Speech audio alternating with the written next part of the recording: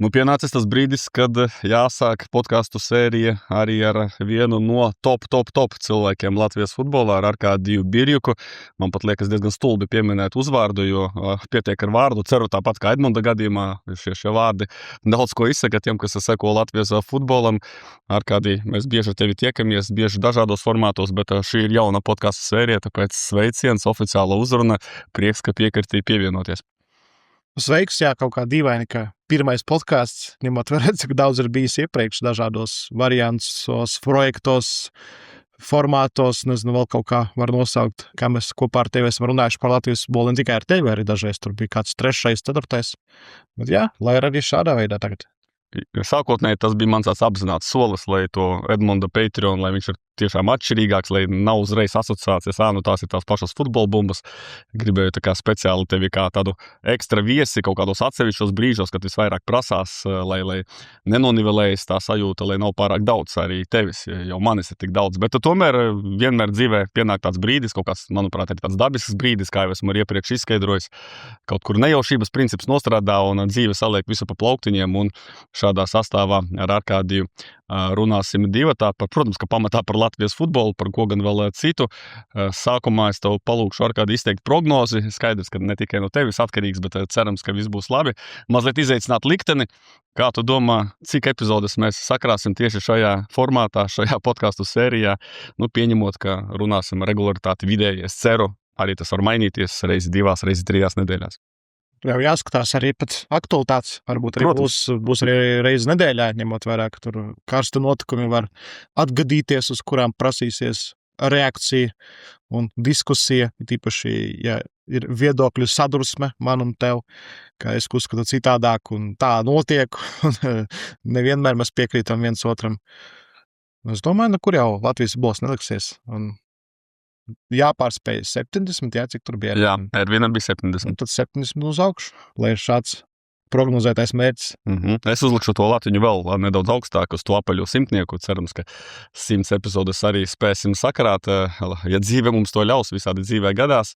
Un tas pirmais loģiskais šajā brīdī, kad ir februāra pamazām jau beigas, tas februārs ir tik īsts, ka februārim šķiet, ka nav nemaz vidus, ir sākums un uzreiz beigas pienāk 28 dienu mēnesī, un februāra beigas tas vienlaikus nozīmē, ka parādās tie dūmi, tā smarža, virslīga smarža, klubu sezona.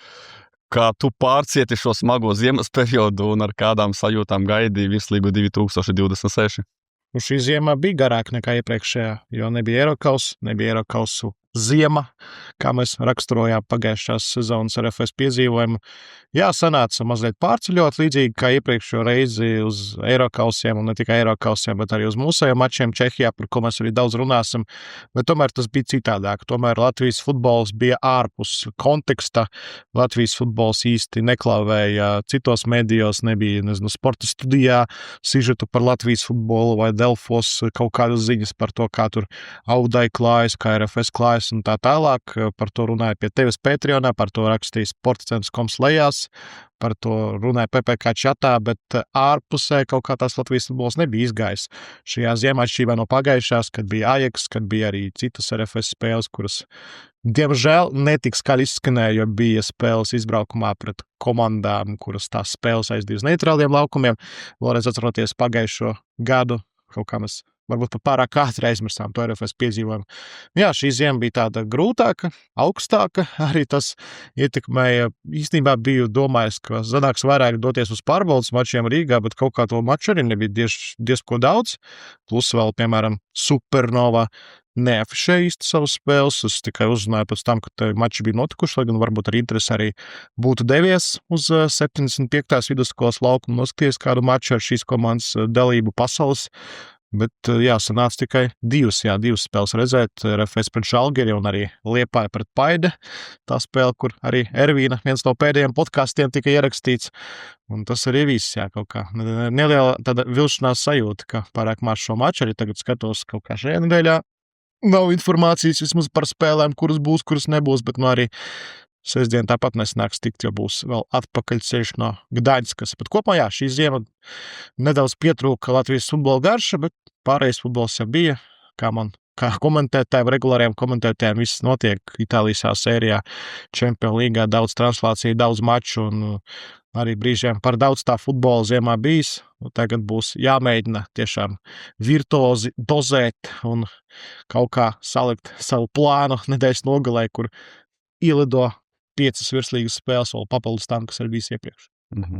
Man ir kaut kādā mērā līdzīga kā tev, bet kaut kādā mērā atšķirīga. Tā par to ziemas periodu ir tāds duālas sajūtas. No vienas puses patiešām es piekrītu, ka nav tik daudz spēļu Rīgā un ne visi noinformē, par ko gribas arī Žagaru Saišķi, izrakstīt, jo gribas, lai tā informācija labāk cirkulē. Tāpat arī pārmetums atsevišķiem klubiem par sastāvu nepublicēšanu.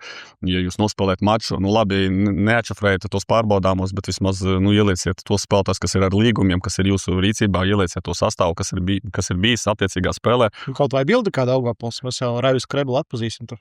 Jā, grūtāk ar leģionāru atšifrēšanu, bet tieši tā vismaz bildi ieliek un var mēģināt tikt skaidrībā ar citu cilvēku palīdzību vai vēl kaut kādā veidā.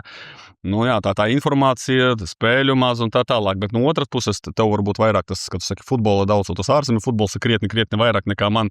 Man savukārt ir bijis gana daudz darba arī tajā pašā gan Patreonā, gan gada grāmatu rakstot, līdz ar ko nav tā, ka es būtu pavisam atslēdzies no Latvijas futbola, un tādā ziņā, ja runājam tieši par maču apmeklēšanu, ir forši arī mazliet restartēties, mazliet ziemā paņemt atelpu, noilgoties, palikt izsalkušam, lai tas marts, aprīlis būtu jaudīgāks kā komentētājiem, kā žurnālistam, jo neslēpšu, ka brīžiem arī sezonas gaitā tas kaut kur nogurums uzkrājas tieši no to spēļu daudzuma, 180 spēles sezonas garumā. Tā kā pat grūti pateikt. Protams, ka profesionāli būtu to turpināt sekot maksimāli, turpināt iet cik iespējams uz tām pārbaudas spēlēm, ievākt informāciju, jo tev vienkārši jābūt gatavam uz sezonas sākuma, tev jāzina, kādas ir bijušas izmaiņas, kādas bijušas iespēlētās schēmas pārbaudas mačos. Ar to jāatzīst, vismaz man ir stipri viduvēji šajā ziemā. Jā, tur, varbūt informāciju par sastāviem mēs varam noskaidrot, bet, piemēram, intriga, kurā pozīcijā Andrēs Salms izmanto Ivanu Patrikēju, vienu no šīs ziemas lielākajām intrigām Latvijas futbolā kontekstā. Mēs runājam par top komandām, mēs runājam par latviešu spēlētājiem, par tiem futbolistiem, kuriem ir jāiekļaujās jaunajās komandās. Un tad to jau, principā tikai raugoties var uzzināt. Arī neabonēja, diemžēl, AIK televīzija, kur rādīja AIK spēli pret Liepāju. Kaut gan pagājušajā gadā uz 2 šīs komandas mājas spēlēm esmu bijis, bet tik liels fans vēl pagaidām neesmu, tāpēc neredzēju, kā tās mačs izskatījās, tikai tas, kas bija sociālajos tīklos. Tāpēc, kaut kur varēja vairāk uztaisīt darbiņu un sagatavoties no citas puses.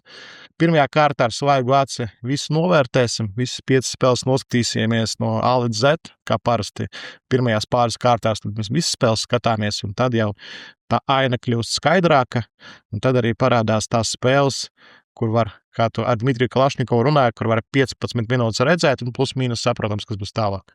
Jā, arī žurnālistiem ir tieši tāpat, ka sezonas sākums mums ir 100% koncentrēšanās un skatāmies un komentējam spēles no A līdz Z, un patiešām ir svarīgi zināt katru mazāko detaļu, bet kaut kad vasarā parādās paralēli Eirokols, vēl kādi notikumi, tabula mazliet jau izratojas, un, ja pieņemsim tie, kas tāpat ir 2. vieta par 9. vietu, un tu zini, ka 2. vieta ar diezgan drošu garantiju uzvarēs, un no tabulā nekas nemainīsies, tad arī nevienmēr sanāk noskatīties pilnā apmērā pilnīgi visas spēles. Tā, bet, protams, ka šobrīd tas izsalkums ir uzkrājies. Vai tev šis periods vai šī ziema kaut kādā veidā, tu salīdzināji ar pagājušo gadu, bet pagājušais gads bija tāds unikāls RFS sakarā, bet ar kaut kādām iepriekšējām vēl ziemām, klasiskām ziemām, kad nav Eirokols uz ziemas, vai ir kādas būtiskas atšķirības no tā, pēc kā tu esi noilgojies, vai ko tu pamani klubu darbībā vai bezdarbībā tieši pretēji, vai viss kā vienmēr tādā rutīnā vairāk vai mazāk? Vienmēr gribās izcelt, kā ar katru gadu arī tie sastāvi, ko tu vienmēr tabula apkopot, kļūst noturīgāki, mazāk pārsteigumu. Mēs tur redzam Rīgā RFS, nav jau tā, ka mēs redzam jaunas sejas, tīpaši RFS kontekstā. Tur vispār nav bez mazā jauno seju, tikai Šina Kumaters skrien pa Māraša flangu, un tas arī viss no tiem futbolistiem, kuri nav bijuši RFS. Kāds teiks, arī Šina neskaitās, jo viņš taču ir bijis sistēmā pēdiņās BFC Daugavpils komandā. Mēs arī viņu tur redzējām jau. Un principā tie, kuri atnāca ziemā, nav jau tā, ka kāds sevišķi atnāca ziemā. Varbūt mēs vēl... Dusalievu, bet Jā. pazīstam viņu ļoti labi, jā, protams. arī tas pats, jā, Niks Dusalijevs, mēs esam redzējuši, mēs zinām, uz ko viņš ir spējīgs, tagad uzzināsim, uz ko viņš ir spējīgs tādā komandā arī pie Viktora Moroza. Un arī pat mazākajās komandās nav tā, ka tur super daudz pārsteigumu ar Tukumam, Daugavpils mēs saprotam, kā tas sastāvs komplektējas un liekus jautājumus līdz 1. martam neuzdodam. Nav arī Maskevičs un tā laikam. BFC Daugavpils ceļi jāraksturo. Man pat, kas šajā ziemā atšķirīgi, ka šajā ziemā laikam visvairāk esmu patērējis nākotnes līgas komandas saturu, mediju saturu, sociālo tīklu saturu un ir par metu. Ļoti aktīvi, daudz, krietni vairāk, pārspējuši paši sevi. Varbūt var pajokot vai vienkārši pateikt, ka meta darbojās šobrīd tādā pašā līmenī, kādā viņi darbojās 2011. gadā, kad viņi bija pirmajā līgā, jo tad viņi arī ar Robertu Vīksni, kurš ir mans, var teikt, skolotājs, mediju skolotājs, dzīves skolotājs savulaik bijis, un tad ar Robertu Vīksni viņi arī taisīja apskatus katrai spēlē, tur bija intervijas, tur bija studijas arī pirmajā virslīgas sezonā, un tad meta atgriežas pie tā līmeņa, kas bija ļoti augsts tobrīd, pat varbūt apsteidza prasības, kuras bija futbola klubiem ne tikai Latvijā, bet arī Eiropā. Un tagad arī tur daudz interviju, daudz to rubriku, un kas tam varbūt standarts tagad lietas lielajiem klubiem, bet mums ar tādu regularitāti neviens to nebija vēl taisījis. Plus arī iepazīstina ar savu rūpnīcu, ar savu bāzi, ļoti forši un arī tiešām ar smaidu sejā skatos tos video, ko tur taisa Mihelsona ģimene, kā atrada to vietu, un var redzēt, ka viņi ir taisījuši to sev, viņi ir taisījuši to par tiem līdzekļiem, kurus ir nopelnījuši, kurus ir saņēmuši, un kad tu taisi sev, protams, tas pavisam citādāks stāsts nekā tu saņem no pašvaldības, piemēram, infrastruktūras objektu. Jā, Ģirte Mihelsona dēls, Gabriels Mihelsons, jau tagad varam, te mēs prognozējam, cik mums būs epizodes, tur vēl var strīdēties, un tā amplitūda droši vien no maza skaitļa līdz lielam skaitlim, bet par Gabrielu Mihelsonu var droši pateikt, ka viņš būs futbola cilvēks, ja ne pats futbolists, tad kaut kādā futbola amplitūdā, un droši vien saistībā tieši ar metas organizāciju, tas jau tagad ir acīm redzams. Es gan izvirzīju to alternatīvu versiju, tu pieminēji 2011. gadu, tikai tāpēc, lai negluži viedokļu sadursmu, bet alternatīvā versija bez insaidiem nezinu, bet es tā iedomājos, ka Mete izskata uz nākotnes līgu, un tad Andris Rikards, kurš droši vien ir organizācijas līderis, tāpat Ģirts Mihelsons sasauca kaut kādu tādu kā sapulci, apsēdās visi pie galda, negluži varbūt nokāra galvas, bet kaut kādā veidā atzina, ka acīm redzot nav bijuši pietiekami spēcīgi 2025. gadā, un kā saka, futbolā sīkuma nav, tātad visos aspektos, visos segmentos, un vienojās kopīgi, ka 26. gadā taisa to slaveno restartu visās jomās, un tas tātad nozīmē arī sociātīkli, arī informēšana par klubu, par komandu, par organizāciju.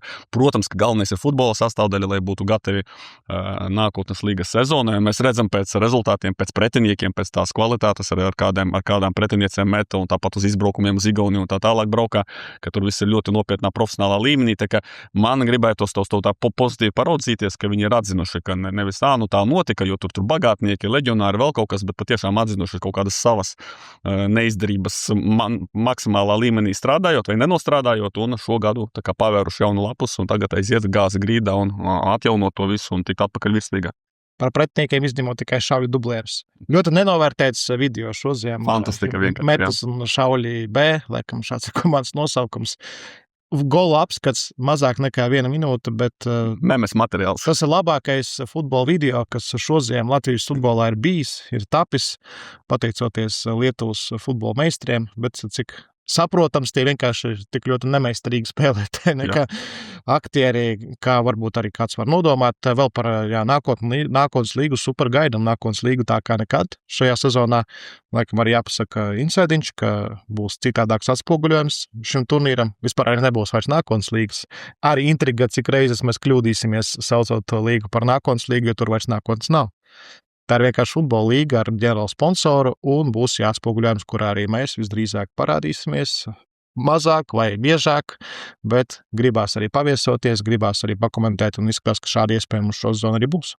Forši, ka es to uzvedu tagad tieši šajā konkrētā brīdī. Arkādija īrē tā dzīvoklī, nevis no kāda cita, nevis no organizatoriem, bet ja mani kādā veidā uzrunās vai uzaicinās, būšu tikai laimīgs. Un galvenais, lai patiešām arī šīs turnīrs atspoguļojuma ziņā progresē, kļūst labāks, jo šī līga, manuprāt, ir ar lielu potenciālu, ar lielu nākotni. Tagad šo vārdu arī tā var izmantot. Un esmu arī, starp citu, vairāk kārt, tas nav tāds liels insights, bet vairāk kārt ciešās sarunās ar kolēģiem no LTV sporta nodaļas, ne Mārija Rīmenim, bet citiem kolēģiem esmu ierosinājis Klau Veči sporta studijā uztaisiet par nākotnes līgu, sporta ziņām ar sižetu uztaisiet par nākotnes līgu. Tur, protams, ka ir Liva un PPK, bet tas nav vienīgais interesantais klubs, tur nāk skatītāji un iedomājies, ja uz nākotnes līgas spēli nāk, piemēram, 300 līdzjutēji, un ir vairākas komandas, kas spēj pulcēt gan šādu skaitu, gan vairāk, kā, pieņemsim, tava dzimtā Rēzekne. Tad kāpēc gan turnīrs nebūtu pelnījis atspoguļojumu sabiedriskajā televīzijā visaugstākajā līmenī? Citās valstīs arī atspoguļo otro līgu pēc spēka, un tas gan līmenis, gan skatītāja interesi, un tas viss, tā ir sabiedriskā loma tam visam. Nāk cilvēki, ja būtu, nezinu, Toto līga ar tukšām tribīnēm un tam līdzīgi, un rezultāti 9-0, tad saprotams, tā līga nav nopelnījis. Bet šī līga, manuprāt, ir pelnījusi lielāku atspoguļojumu. Vienīgais mums te skatītāji, klausītāji no Ventspils pateiks, ka rekur 8 komandas no 14 pārstāv Rīgu. Un tiešām pašu Rīgas komandas ir 8. Un tikai 6 no pārējām pilsētām. Jā, ļoti foršām pilsētām. Rēzekne, Valmiera, Ventspils, Tukumu dublieri. Arī tur parādās Smiltene joprojām paliek šajā turnīrā. Un vēl vienu komandu piemirsām. Jā, Mārupē, teorētiski jau arī Rīga vai ne Rīga.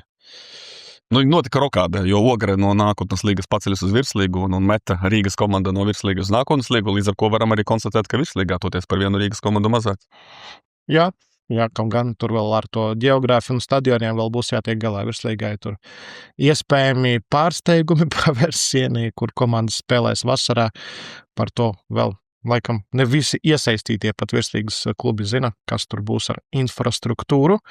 Bet jā, šāda ir ziema. Pirmā ziema, kad tiešām gaidam arī pirmo līgu. Vēl vienosimies, kā sauksim šo turnīru, kad parādīsies, kad jau būs tā lielā prezentācija, kas arī kaut kur mārta vidū paredzēta. Un arī virslīgas prezentācija 4. martā arī tas jau zināms.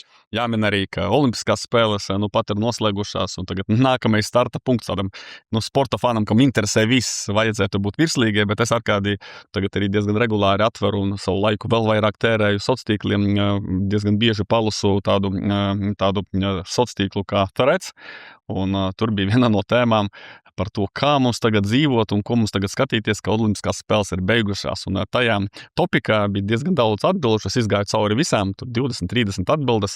Un, diemžēl virslīgu vai Latvijas futbolu, ja kādā kontekstā pieminēja tieši 0 cilvēki, tur bija varianti paralimpiskās spēles, tur bija, par ko es arī uzzināju no turienes basketbolistiem, kaut kādas svarīgas kvalifikācijas spēles. Tad turpat, kur būs derbijs starp Arka un Lehiju, tikai 2 dienas vēlāk. Redz, bet par šo derbiju nav informēti latvieši. Tāpat tur vēl kaut kādi citi sporta veidi bija minēti, un tāpat arī ārpus sporta, piemēram, Micumeras slepkavības var skatīties un vēl kaut kādas tādas lietas, bet futbols tur dienas kārtībā nav, tā kā mēs tādā joprojām turpinām dzīvot burbulī, bet mūsu tas burbulītis cerams pamazām plešas, un jau pavisam drīz ar tevi varēsim to visu baudīt.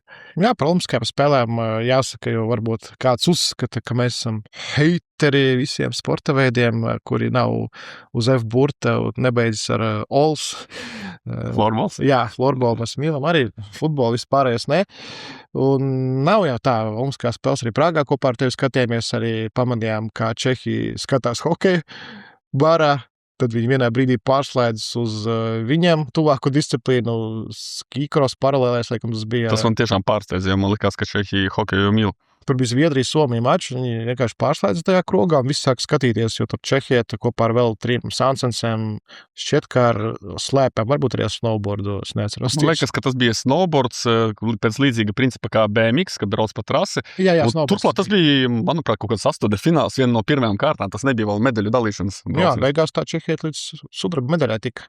Tas kā bija vērts skatīties, laikam tiem Čehiem bija priecīgi. Daudz skatījos, jo tomēr gan tu, gan es, laikam vairāk cilvēks, kurš iesaistīts sporta translāciju veidošanā, ne tikai komentēšanā, bet arī interviju taisīšanā, studiju producēšanā Un bija interesanti, kā to paveic kolēģi, ne tikai no LTV, bet arī no Eurosporta vai no TNT sports, kas tur arī deva savu feedu televīzijas, teiksim tā, Eurosporta kanāliem un novērtēt, kā viņi strādā lielākajos mačos savos sporta veidos, kādus uzsvarus liek, piemēram, komentētāji, kādu sadarbību veido ar ekspertiem. Ja mēs ar tevi, Edmund, kad komentējam kopā, mēs principā abi esam runājošās galvas, kuri futbolu nav spēlējuši kārtīgā līmenī, bet, piemēram, gan jau arī nāksies kādreiz ar kādu ekspertu ar futbolistu, kā to komunikāciju veidot, kā to sadarbību veidot. To visu bija forši paskatīties, paklausīties. Skaidrs, ka tur varbūt ne visi piemēri, ne visi paraugi bija veiksmīgi. Kaut kur arī vajadzēja saprast, pie sevis panalizēt, kāpēc tur neizdevās tajā sporta veidā, varbūt kārtīgi arī, lai līdzjūtēji būtu priecīgi, lai nebūtu kritikas nostrādāt tur komentētājiem, žurnālistiem un tieši pretēji, kur tie foršie piemēri, kā Ivars Bācis slēpošanas disciplīnās ar kādu aizrautību, ar kādu tiešām zināšanu bāzi. Piedod, mazliet tevi pārtraukšu, tad, kad es arī paskatījos, nav tā, ka es vispār neskatos, un bija tie 50 kilometri, un mūsu slēpotājs, ja nemaldos uzvārdā Vigans, finišēja 31. vietā, un tad viņš bļāva tādu sajūsmu, bet tas nav ar ironiju, es neironizēju, neņergājos, bet tiešām no sirds viņš kliedza 31. vietā, tā ir kā būtu kļuvis par pasaules čempionu kādā no lieliem sporta veidiem, un es aizdomājos, es šādi varētu bļaut, ja mēs uzvarētu Gibraltāru pēdējā minūtē 3-2, un tad manas emocijas būtu līdzīgi, un tās no malas varētu aizdomāt. Mēs būsim UEFA koeficientu rangā 31. vietā, mēs dabūsim Eiropas līgas. Jā, vienkārši likās tā jocīgi, jo sporta veids pats par sevi, distanču slēpošana, tas nav, nerunāsim par futbolu, tas nav ne basketbols, tas nav, es nezinu, ar ko salīdzināt, tas nav tenis un kaut kas tam līdzīgs, tas nav tāds globāli komerciāls sporta veids, tas tā joprojām ir ziema, tas ir dažas valstis, un tā ir 31. vieta, bet vēlreiz tas visu cieņu, es saprotu, ka tur ir konteksts par to, ka mums tas tāpat ir liels sasniegums, mēs to distanču slēpošanā nebijām izdarījuši, un tur ir visi tie ziemeļvalstu pārstāvi, ar kuriem grūti cīnīties, tādā ziņā viss saprotams, bet es tā iedomājos, ka tur tā sajūsma, un droši vien, ka cilvēki pavilkās un patika, bet te pašā laikā, ja tu kaut kur papriecāsies par futbola mazo uzvaru, tā teikt, ja tur uzvarot Pundu valsti, tad nesapratīs to, uzskatīs, ka, par ko jūs te runājat. Jums jānes medaļas, tikai tad mēs jums aplausus uztaisīsim. Ja mēs skaistā pārliecinošā manierē uzvarēsim Gibraltāru, man gribētos ticēt, ka ne visi latvieši, bet latvieši saprot sportu un novērtēs to, ka mēs uzvarējām 3-0, 3-0. Es gan ticu, ka mums būs grūti, ka mums būs nepatīkams sajūts, raugoties vismaz vienu no tām divām spēlēm, bet iespējams pat abas divas, ja mēs jau pie izlases drusciņi iemetam to tiltiņu, par ko runāsim, kad tuvāk nāks, tie divi liktenīgie mači. Jo gribās redzēt latviešus šogad spēlēt ne tikai pret Gvidu Gineiti, bet vēl pret dažiem top 5 līgu spēlētājiem. Jā, ļoti ceru mūsu līgu, vēl tikai mazliet atsaucoties uz tevis minēto par tiem citiem sporta veidiem, tad man Prāgā bija arī tāds kā atpūtas brauciens, atvaļinājums, kad nav ikdienas lietas un papildus tam futbolam, ko mēs izbaudījām Prāgā. Es patiešām arī skatījos olimpiskās spēles, un tieši tajā reizē arī iekrita sudraba vai bronzas medaļa šortrakā, par ko es biju arī neizsakāmi priecīgs un laimīgs, tāds ļoti superīgs, dinamisks sporta veids, un bija tāds milzīgs prieks par to sasniegumu, bet par to ikdienu, ka mēs tur nesekojam citiem sporta veidiem, vai vēl kaut kas, tas ir tikai un vienīgi ar to laika resursu, jo tieši perfekti tagad varam salīmēt kopā, runājam ar Dmitriju Kalašnikovu, un es viņam vaicāju, kā optimizēt savu laiku, ja tu nepagūsti visu vēlamo futbolu noskatīties, un patiešām es laikam noskatos mazāk par 50% no futbola, ko es labprāt skatītos, kas man ir pieejams TV kanālā, paketēs, vai vienalga, kad ir vislīgas sezona, kas ir pieejams stadionos. Man ir reizes, kad es kaut kur nogurstu vai nosalstu un neizbraucu, piemēram, uz svarīgu nākotnes līgas spēli Ogrē, un pats sevi par to šaustu, jo vienkārši pietrūka enerģijas, jo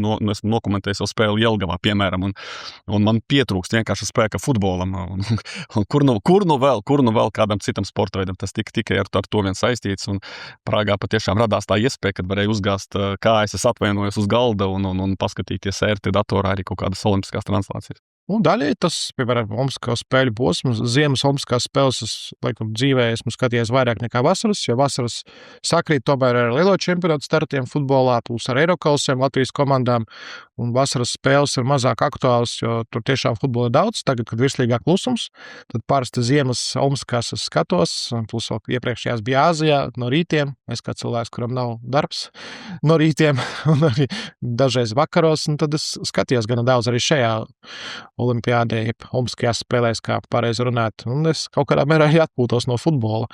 Pēc Eiropas līgas izbaudīju daļslidošanas pēdējo iesildīšanos dāmām raudāju, priecājos, baudīju un nevarēju aizmigt. Tiešām bija foršs piedzīvojums arī, kas varbūt pat man personīgi drusciņi pietrūks, bet tūlīt jau kompensēsim ar mūsu virslīgas Drive to Survive. Tieši tā, liekam arī šajā brīdī punktu. Pavisam drīz galvenā tēma būs virslīga, pēc tam arī nākotnes līga, lai kā to sauktu šajā sezonā, pēc tam arī, protams, vai pa vidu starp šīm divām lietām izlases mači pret Gibraltāru. Futbols ir un būs un dzīvos mūsu sirdīs, mūsu prātos arī šajā podcastu sērijā. Paldies, Arkādij, tev par šo pirmo epizodi. Jā, paldies tev, tiekamies varbūt jau pēc nedēļas, varbūt pēc 2 atkarīgs no notikumiem droši vien.